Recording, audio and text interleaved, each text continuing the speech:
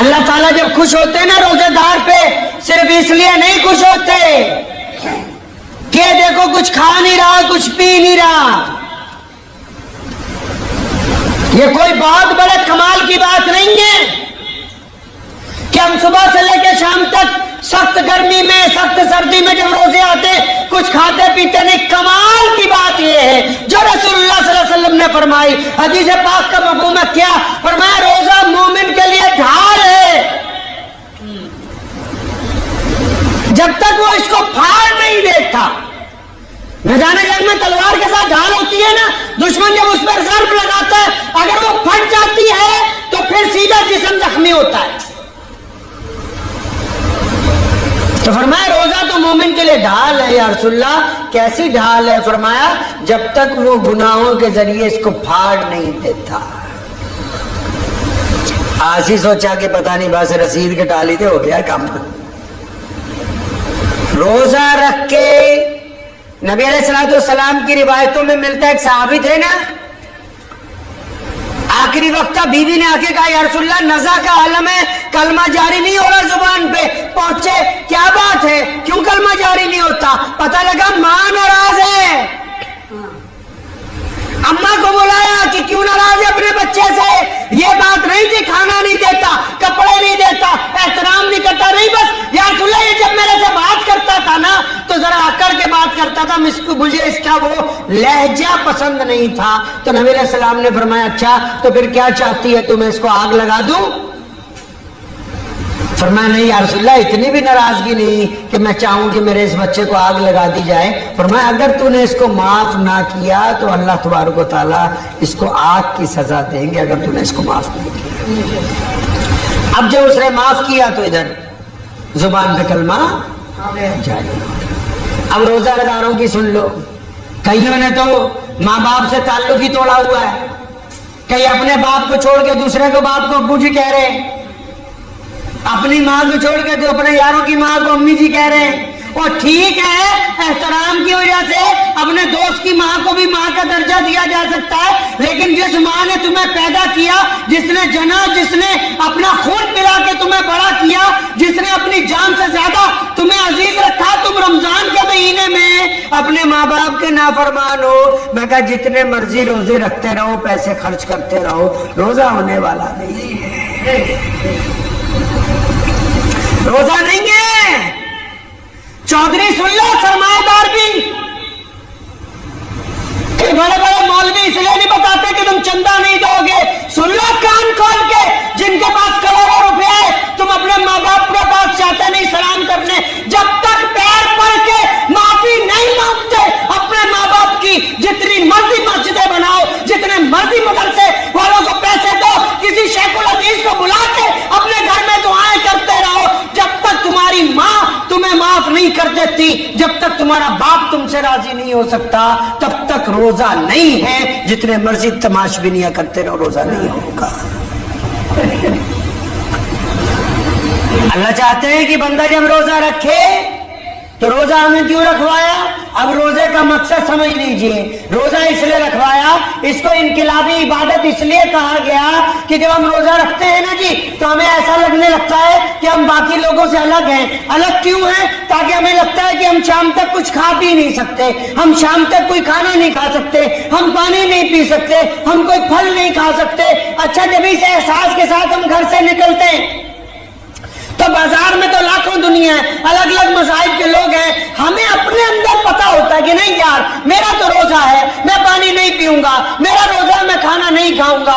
یہ احساس دلوانے کے لیے ہمیں بھوکا رکھا کہ آپ کو یاد رہے کہ آپ کا روزہ ہے. پھر روزہ کیوں رکھوایا؟ روزہ اس لیے رکھوایا, یہ تو صرف احساس ہے کہ تمہیں یاد رہے کہ تمہارا روزہ ہے. روزہ اس لیے رکھوایا کہ جب روزہ رکھ کے تم نکلو, سامنے کسی کی بیٹی ہو, کسی کی بیوی ہو, کسی کی ماں ہو اور تم اس کی طرف گندی نگاہ سے دیکھو اور تمہارے دل میں بدبختی کا خیال آئے, اس عورت کے متعلق برا ارادہ تمہارے دل میں پیدا ہو اور پھر تمہیں فوراً یاد آ جائے میں روزہ دار ہوں, اور تم اپنی آنکھوں کو جھکا لو اور استغفار کا کلمہ تمہاری زبان پر جاری ہو جائے کہ میں روزہ دار ہوں, میں کسی کی بیٹی کی طرف گندی نگاہ نہیں ڈال سکتا. یہ اس لیے روزہ رکھوایا ہے.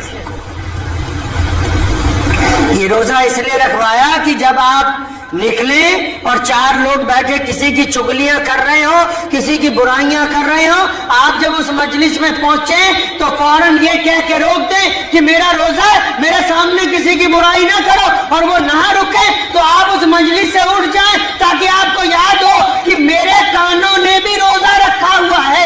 اگر میں روزہ رکھ کے گانے سنوں گا، اگر میں روزہ رکھ کے لوگوں کی گندی باتیں سنوں گا، اگر روزہ رکھ کے گندی چیزیں اپنے کانوں میں ڈالوں گا تو میرا روزہ ٹوٹ جائے گا۔ یہ روزہ اس لیے رکھوایا کہ اللہ تعالیٰ نے یہ جو زبان آپ کو دی ہے جو کینچی کی طرح چلتی ہے، کسی نے کہا تھا نا، کہتے یار زبان میں ہڈی نہیں ہوتی، جو بندے کی زبان ہے نا جی اس میں ہڈی نہیں ہوتی، لیکن یہ ہڈیاں توڑوا دیتی ہے، ہڈی نہیں ہے اس میں، لیکن زیادہ تر جو ہڈیاں ٹوٹتی ہیں وہ زبان کی وجہ سے ہی ٹوٹتی ہیں۔ لوگ دوسروں کو تانے دیتے ہیں، بری باتیں کہتے ہیں، تانے کستے ہیں، گالیاں دیتے ہیں، بدبختی کی باتیں کرتے ہیں، کسی کا دل جلاتے ہیں، وہ غصے میں آ کے مارتا ہے، تو اس میں تو ہڈی ہے نہیں، یہ ہڈیاں توڑواتی ہے۔ اب روزے میں اس کا بھی روزہ اللہ نے رکھوا دیا، حکم ہوا کہ روزے دار اگر بولے گا تو اچھا بولے گا، نہیں تو چپ رہے گا، نہیں تو چپ رہے۔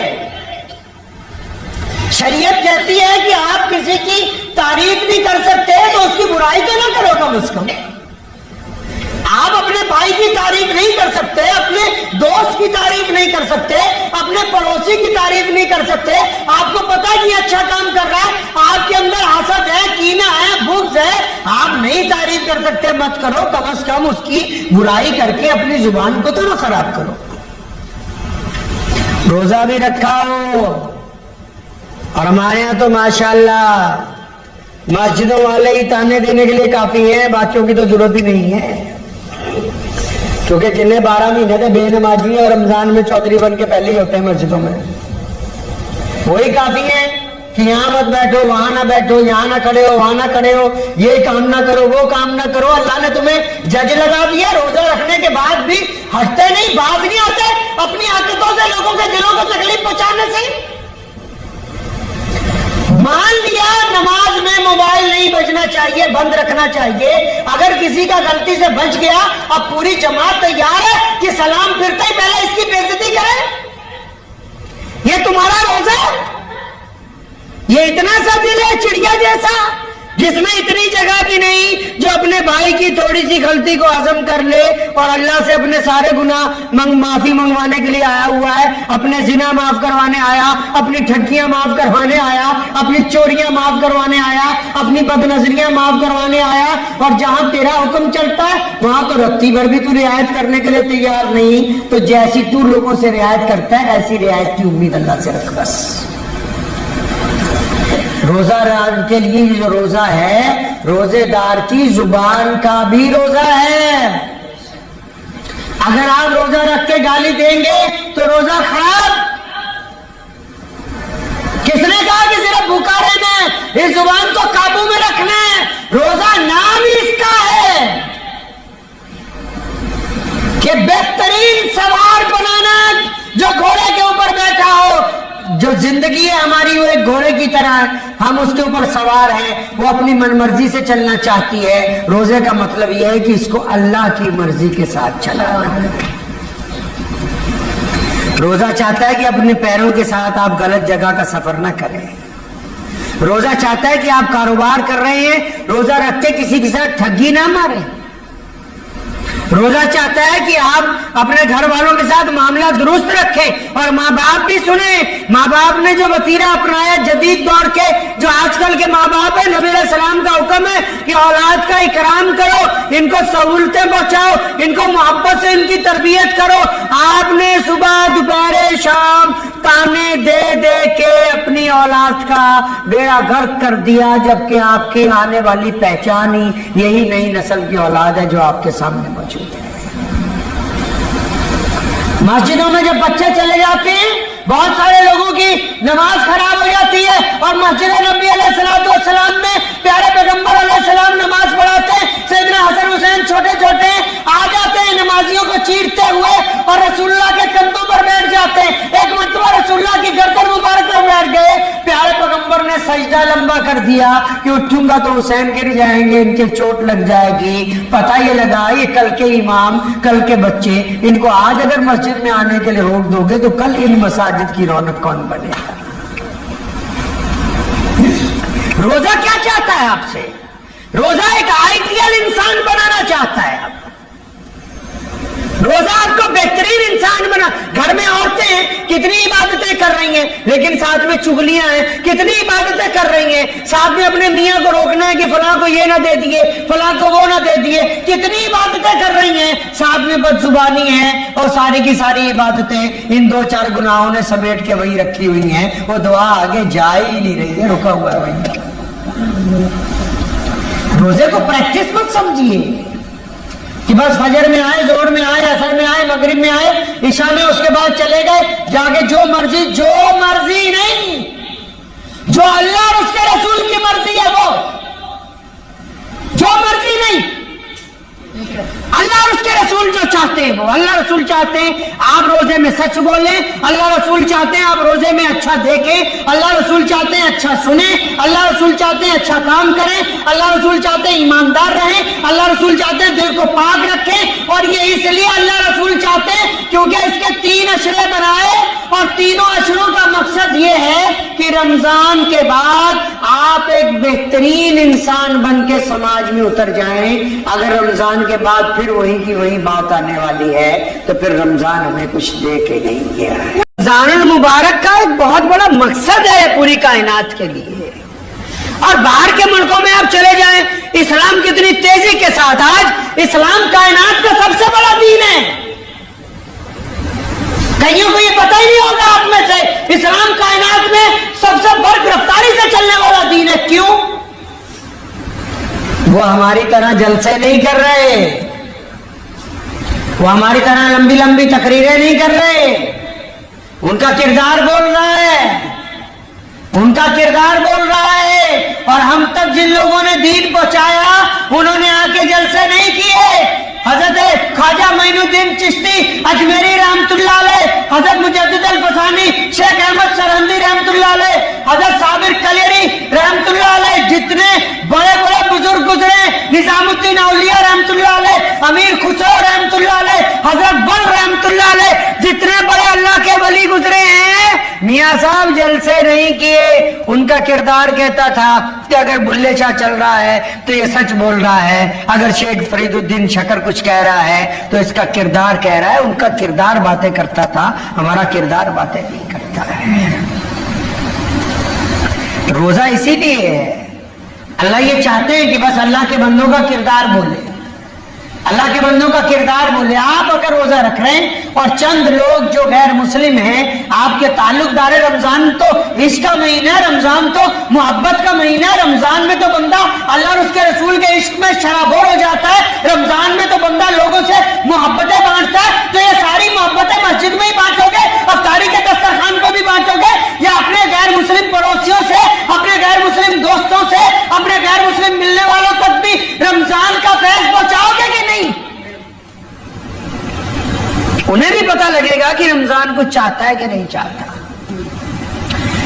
ایسی بات نہیں ہے. مسلمانوں کے کردار نے, مسلمانوں کے اعلیٰ کردار نے کائنات میں اپنی دھاک بٹھا رکھی ہے. اسلام مخالف طاقتیں ساری چیزیں لا سکتی ہیں, اہل اسلام جیسا اعلیٰ کردار نہیں. غیر مسلم دوست نے مجھے بتایا, ان کے ایک جاننے والے کاروباری مسلمان تھے, ان کو گھاٹا پڑ گیا, وہ چلے گئے چھوڑ کے اپنا کاروبار. 5-7 سال بعد اچانک واپس آئے, ان کو 7-8 لاکھ روپے اس بندے کا دینا تھا, پیسے لے کے آئے, ان کو دیا. آج کی دور میں وہ غیر مسلم اور مجلس میں اس واقعے کا ذکر کرتا ہے. کیوں؟ کہنے لگا, میں نے ان سے پوچھا تم تو چلے گئے تھے شہر چھوڑ کے, اتنے سال بعد آئے ہو, یہ میری رقم واپس کرنے آئے ہو, کیوں آئے ہو؟ کہنے لگا, یار میرے پاس گھاٹا پڑ گیا تھا, پیسے نہیں تھے, اب اللہ نے دے دیے ہیں, حج کرنے جانا ہے تو سوچا پہلے تمام ادائیگیاں ہو جائیں, تمام گناہوں سے چھٹکارا ہو جائے تو میں جاؤں. یہ مسلمانوں کا اعلیٰ کردار بولتا ہے. اگر آپ کے کردار میں ایسی باتیں ہیں تو آپ ایک اچھے روزے دار ہیں, اگر آپ کا کردار نہیں بولتا تو آپ اچھے روزے دار نہیں ہیں.